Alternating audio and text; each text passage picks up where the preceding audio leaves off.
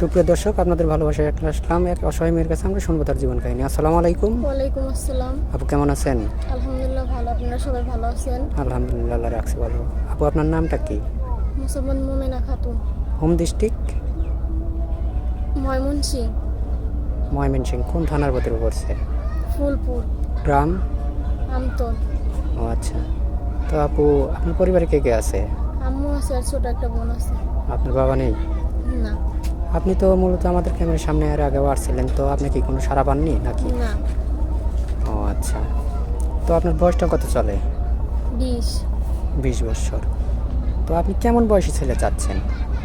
বয়সটা যেরকমই হোক না কেন, সে যেন আমাকে ভালোবাসা দেয়, আগলে রাখে। ও আচ্ছা।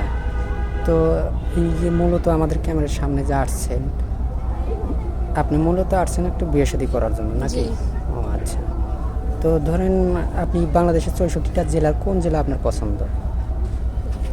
বা কোনো প্রবাসী ছেলে এরকম আছে যে না আমি ওই প্রবাসী ছেলের সাথে বিয়ে বসবো না, বা দেশের ছেলের সাথে বিয়ে বসবো না, কোনটা?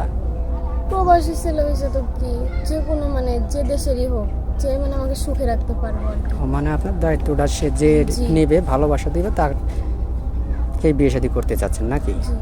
ও আচ্ছা, অনেক সুন্দর কথা বলছেন। তারপর আপনি লেখাপড়া কতটুকু করছেন? নিউটেন। ও আচ্ছা। কেন পরীক্ষাটা দিতে পারেন নাই নাকি? না, পরীক্ষা দিতে পারি না। কেন? পরিবারের সমস্যার কারণে পরীক্ষা দিতে পারি না। ও মানে আর্থিক অবস্থার জি। খারাপ ছিল, এই বিদায় দিতে পারেন নাই নাকি? ও আচ্ছা। তো যাই হোক, এখন আপনি কোরআন শরীফ কি পড়তে পারেন? জি পারি। অনেক প্রবাসী ভাই আমাদেরকে লগ দিয়ে থাকে, অনেক প্রবাসী ভাই বলে যে ভাই আপনাদের চ্যানেল থেকে সুন্দর একটা মেয়ে দেন। তো যদি কোনো প্রবাসী ভাইয়ের বয়স বেশি হয়ে গেছে, তাহলে কি আপনার কোনো আপত্তি আছে? না, আপত্তি নাই। ও আচ্ছা। দেখেন ভাই, আসলে মেয়েটা কিন্তু অত্যন্ত সুন্দর, কিন্তু কপাল খারাপ যে কোন মুহূর্তে দাঁড়ালে একটা মিডিয়ার সামনে মানুষ দাঁড়ায়। তো যাই হোক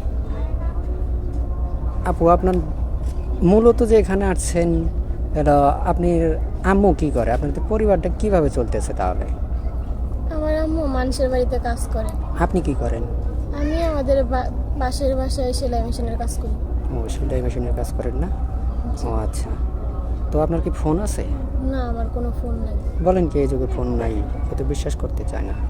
বিশ্বাস না করলে তো কিছু করার নাই, কারণ এটাই সত্য, আমাদের কোনো ফোন নাই। ও আচ্ছা। তো ভাই, মেয়েটার কোনো ফোন নাই। এই মুহূর্তে একটা স্ক্রিনে নাম্বার দেখতে পাচ্ছেন, এটা চ্যানেল কর্তৃপক্ষের নাম্বার। কেউ অডিও কল বা ভিডিও কল অযথা দিবেন না। আগে মেয়েটার স্ক্রিনশট মেরে আমাদেরকে পাঠিয়ে দিবেন, তারপরে বিস্তারিত জানবেন। তো কারো জীবন কাহিনী 2-4 মিনিটে শেষ করা যায় না। ভালো থাকবেন, সুস্থ থাকবেন, এই বলে শেষ করছি। আল্লাহ হাফেজ।